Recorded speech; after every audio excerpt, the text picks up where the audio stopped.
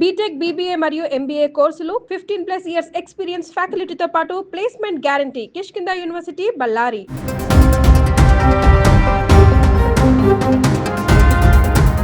గూఢాచార్యం కేసులో హర్యానాకు చెందిన యూట్యూబర్ జ్యోతి మల్హోత్రా అరెస్ట్ అయిన విషయం తెలిసిందే. అయితే ఇదే కేసులో ఇప్పుడు తీగలాగితే డొంక కదులుతోంది. ఎన్ఐఏ, ఇంటెలిజెన్స్ బ్యూరో అధికారులు విచారణలో తాజాగా మరిన్ని కొత్త విషయాలు వెలుగులోకి వస్తున్నాయి. పాకిస్తాన్ ఏజెంట్లతో ఆమె క్రమం తప్పకుండా సంప్రదింపులు జరిపిందని, వాటిని రహస్యంగా ఉంచేందుకు పలు ఎన్క్రిప్ట్ చేసిన ప్లాట్ఫామ్లను కూడా వినియోగించినట్లుగా వెలుగులోకి రావడం అనేది ఇప్పుడు సంచలనంగా మారింది.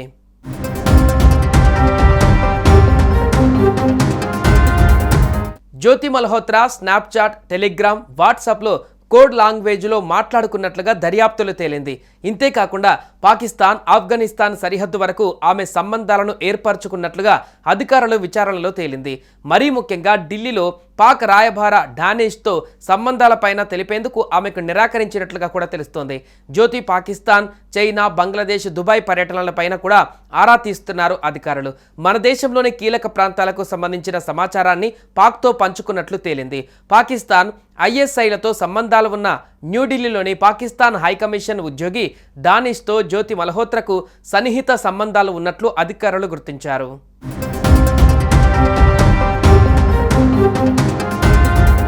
ఇక్కడ మరో విషయం ఏంటంటే, పహల్గామ్ ఉగ్రదాడి జరగడానికి కొన్ని నెలల ముందే మల్హోత్రా పహల్గామ్ను వెళ్లినట్టుగా ఇంటెలిజెన్స్ బ్యూరో అధికారుల దర్యాప్తులు తేలింది. అక్కడ తీసిన వీడియోలను పాక్లోని ఐఎస్ఐ అధికారులకు ఆమె చేరవేసినట్టుగా పోలీసులు అనుమానిస్తున్నారు.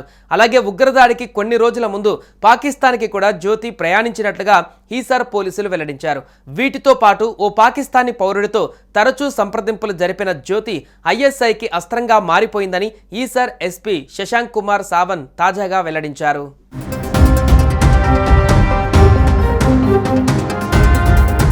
సుమన్ టీవీలో మీ పర్సనల్ అండ్ బిజినెస్ ప్రమోషన్స్ కోసం కింది నెంబర్కి కాంటాక్ట్ చేయండి.